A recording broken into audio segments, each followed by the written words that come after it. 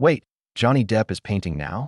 And not just painting, but making such bold statements with his art that some people are saying it would make Jean-Michel Basquiat turn in his grave? Yeah, that's what's being said. Pretty wild, right? And if you've ever looked at modern art and thought, um, am I missing something? Don't worry, you're definitely not alone. It can feel like this big exclusive club where everyone's pretending to get it. But behind the brushes, the colors, and all the dramatic critiques, there's always a story. Today's story? It's about a Hollywood legend picking up a paintbrush and causing a stir in the art world. Let's talk about what Johnny Depp's really doing with his art, why people are comparing him to Basquiat, and what's considered hot or not right now in the world of modern creativity. There's more to this story than just a celebrity hobby, and you'll want to stick around to hear the twist. So, here's the scoop. Johnny Depp, the actor we all know from Pirates of the Caribbean and countless other films, has taken a dive into fine art. And honestly, that's not too surprising. He's always been kind of a creative soul, right? Music, acting, even poetry, he's dabbled in a lot. But now he's painting. Like, seriously painting. And showcasing it publicly.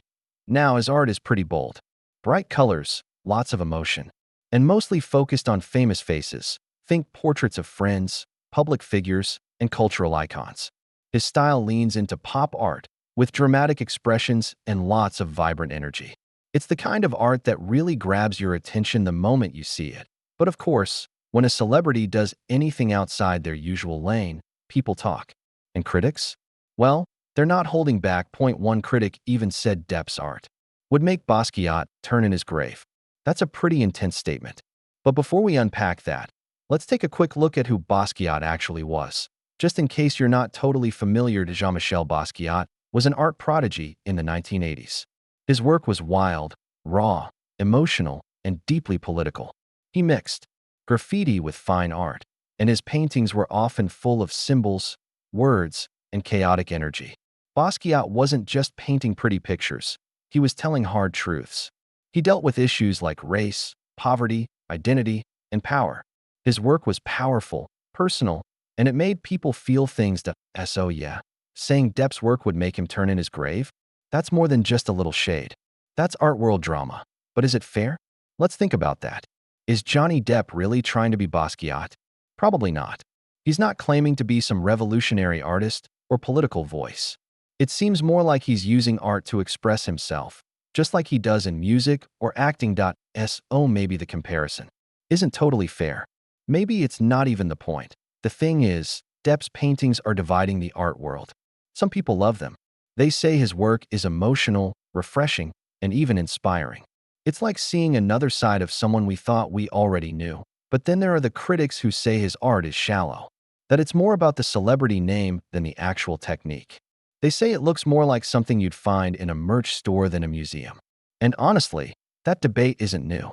Celebrity art always seems to trigger strong opinions. Is it authentic? Is it just for attention? Does fame give people an unfair advantage when they try something new? It's a tough question. And it doesn't just apply to Depp. We've seen this with other celebrities too. Actors who release music, musicians who act, athletes who design clothes. Sometimes it works. Sometimes it really doesn't. But let's take a break from the drama and look at what's actually hot in the art world this week. First off, minimalist collages are in. Simple layers, clean lines, and a focus on texture. Artists are moving away from overcomplicated designs and leaning into calm, intentional creativity. It's all about what you don't put on the canvas. AI-generated art is also booming. People are using machine learning tools to create pieces that combine human creativity with artificial intelligence. Some love it, others are a bit freaked out by it. Either way, it's trending, and believe it or not, frog-themed ceramics are having a moment. Yes, frogs. Frogs on mugs, frog vases, frog sculptures. They're weirdly cute, kind of nostalgic, and showing up everywhere right now. On the flip side, what's not hot anymore? Celebrity art that feels mass-produced. You know the kind. It looks more like a t-shirt design than an artwork you'd hang on your wall.